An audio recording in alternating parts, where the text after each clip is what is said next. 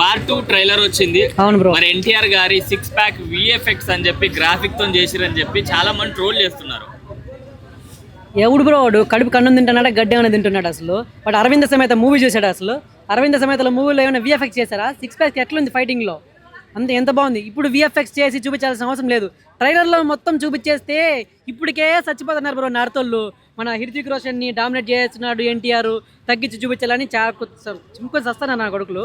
So NTR అన్నీ మొత్తం చూపించుకున్నా లైట్గా చూపిస్తున్నారు అంతే. మొత్తం చూపిస్తే నా కొడుకు చచ్చిపోతారు బ్రో.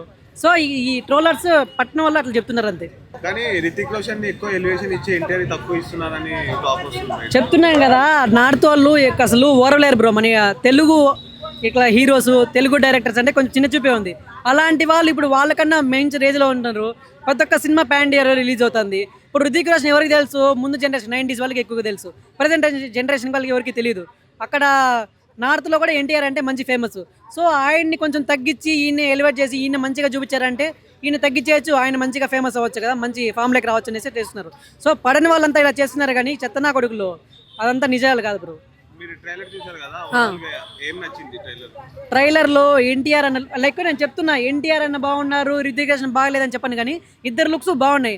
బట్ కంపేర్ చేసుకుంటే ముందు టీజర్ వచ్చింది కదా, టీజర్లోకి ఇప్పటికి ఎన్టీఆర్ అన్న లుక్స్ అయితే సూపర్గా ఉన్నాయి. వాళ్ళు ఏం చేశారంటే టీజర్ని ఫస్ట్ వదిలారు.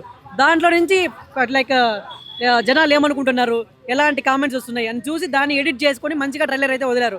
సో ఎటువంటి తప్పు ఏం లేదు, చాలా సూపర్గా ఉంది.